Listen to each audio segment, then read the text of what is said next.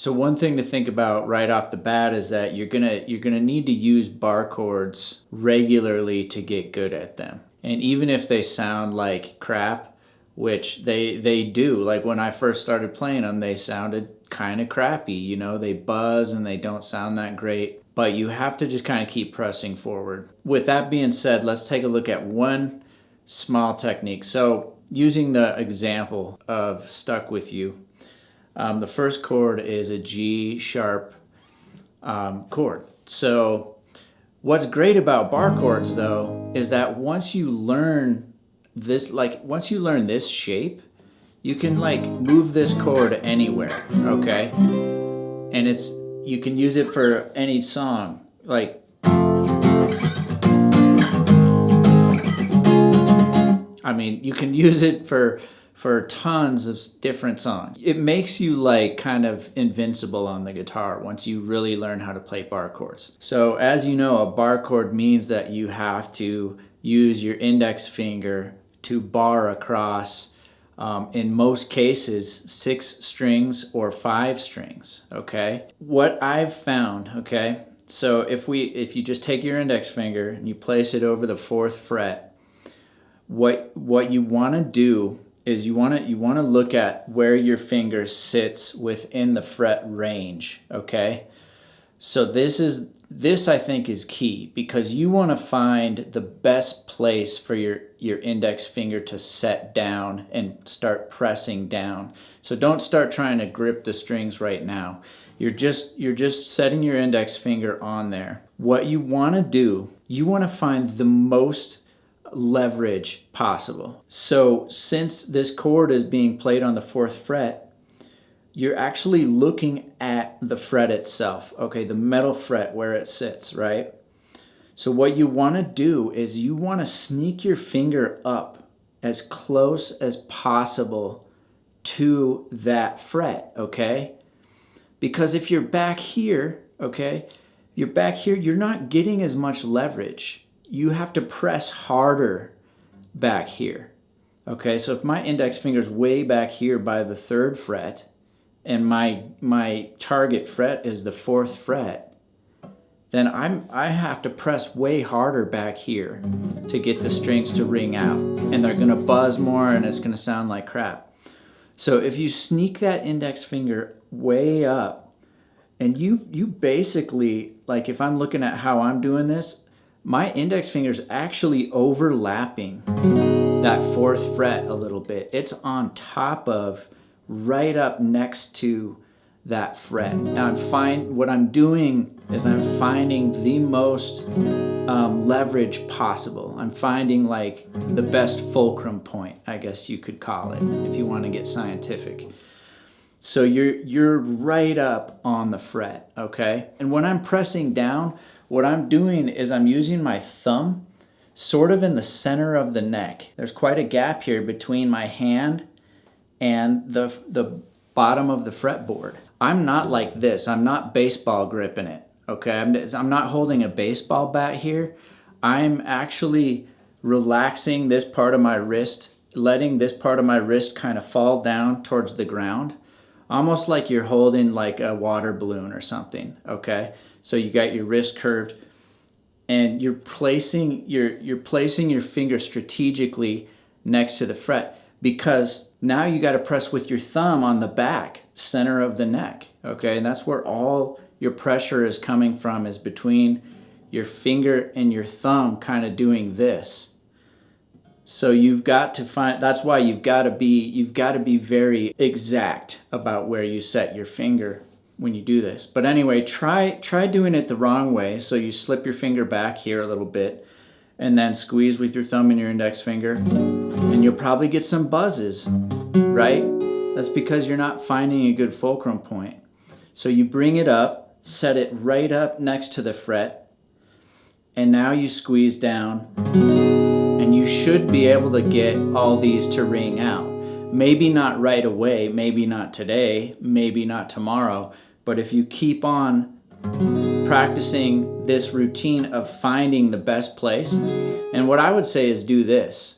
Like, this kind of sucks, but I would try it on different frets. Because I remember when I was first learning bar chords, I could find certain fret zones that worked better for me and for my hand shape, because we all are shaped different, you know, we're all different people. So, you know, I think one of the spots I used to love was like 5th fret. You know, that was a good place for me. 7th fret was always good. 1st fret I always sucked. 1st fret's the hardest, just because you have to press the hardest down here, and you have a wide fret range, and you're right up against, you have to deal with the pressure of the nut. So you can't, it's just harder. So kind of forget about 1st fret for now, but try to find some other frets and just practice this, you know, like pick 3rd fret, pick 5th fret, pick 7th fret, and just go around to different spots and try that, you know, just try that for like 5 minutes before every time you play a song. Even if the song you're doing doesn't have bar chords, but you have some songs in mind that you want to learn that have bar chords, go ahead and just try to just do this as an exercise. And it might not sound that crystal clear right away. It might sound like, you know, it might sound weird, but that's why it's practice. You know, you do it in your time by yourself where nobody can hear it, and you practice, and that's how you get better. You look at what is making you bad at this. That's what practice is. You look at where your weak points are, and then you try to improve them. So I would say do that. Just pick random frets, or just walk up each fret and do that. And if you're not getting every string to ring out, that's okay.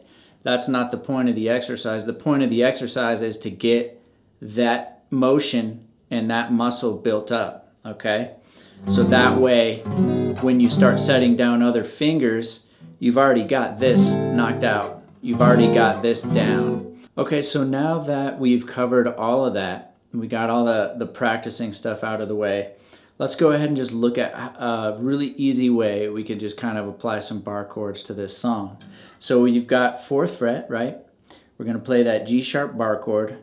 So your index finger, again, we want to keep it right up on and next to, you know, kind of overlapping that 4th fret. Your middle finger is going to set down here on 5th fret of G, ring finger 6th fret of A, pinky 6th fret of D. And then so that's the chord. So then we're just going to go like this. We're just going to keep it simple. If you want to learn how to play this song after this lesson, go check out my actual lesson on the song. But a very simple approach is just 2 plucks on the E string and then a strum. And notice after I strum, I stop pressing down the bar chord. So that's why this song could be a good exercise, because you press down and then you just relax your hand. So my fingers are all still touching the strings, but I just relaxed my hand. So it's, you press down, and then you relax your hand. And that gives you that nice pizzicato sort of strum sound that they're getting. All right, so you could do that twice. Then, so what we're going to do is just slide up here to 8th fret, and we leave our hand in that similar shape, but you just let off with your middle finger. Now this gives you a minor chord, and we can do the same exact, so what you want to do is apply the same techniques. You want to be kind of right up on top of and right next to, just sort of overlapping that 8th fret, right? To get the best leverage. And then your ring finger is going to be here on the 10th fret of the A, pinky 10th fret of the D, and you can do the same exact thing.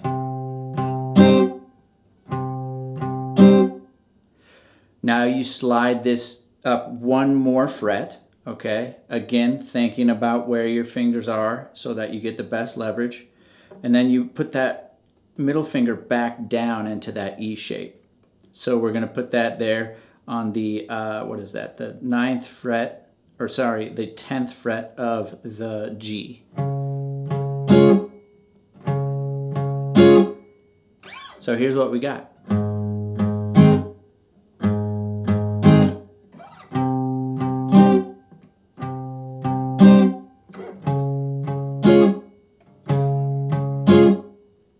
Okay, now we need to hop down a string so that our root note is on the A string. All right, so all these chords, our root was on the low E string.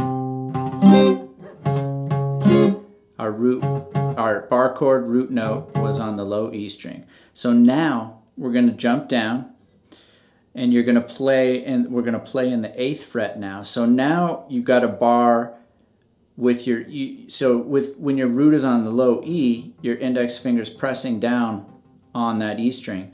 But when your root is on the A string, I like to actually move my index finger down because I think it's a little less work. You only have to press down 5 strings rather than 6.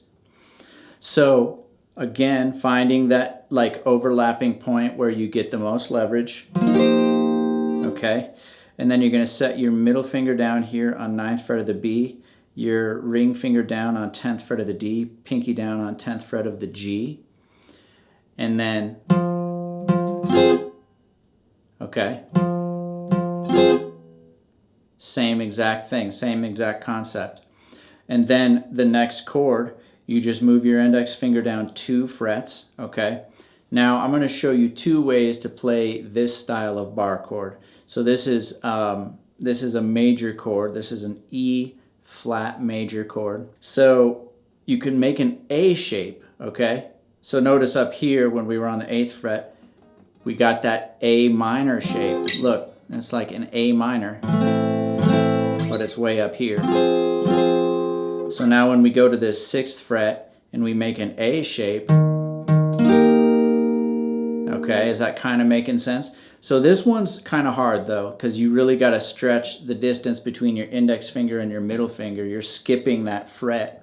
So index finger is barring from high E through A, and then your middle finger setting down here, or sorry, high E through A on the 6th fret. Middle finger is set down here on the 8th fret of the D, ring finger 8th fret of the G, pinky 8th fret of the B.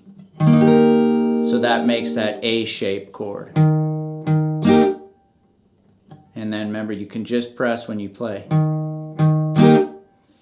So that's one of the things about bar chords to remember, is that if you're trying to press really hard the whole time, of course it's gonna tire your hand out. So the least amount of time you can spend pressing is probably better.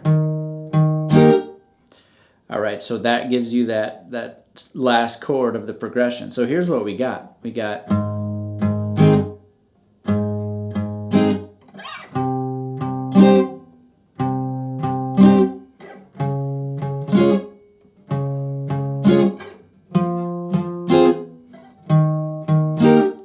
So one other way to play this chord, right? The A-shaped E major chord, E flat major chord, is you can go like this. You can actually, you kind of do a fake. You press down just the 6th fret of the A, and then you take your ring finger, and you're going to use your ring finger to bar across the 8th fret of the G, the B, I'm sorry, the D, the G, and the B. So that's kind of a little way you can sort of play a variation of a bar chord. So it's the same chord, but you only focus your strum on the 4 middle strings, the A, D, G, and the B strings, and you leave the high E and low E out of it. Whereas this one, you can get that high E in there a little bit. All right, so that's pretty much all the information I have for you right now. Maybe I'll do another lesson on bar chords at some point in time. But these are really good ways to just practice playing those bar chords, okay? You got to move that finger around, find the best leverage point for it so that you're getting the most out of, because you might be working too hard if you're back here. You know, if you're far away from the fret, you might be working too hard. So you got to get up on top of that fret. Also, if you feel like you're ready, go check out the lesson I did on this song and let me know if it was easier for you to play after watching this lesson. So go ahead, hit the like and subscribe button, and I'll see you on the next video.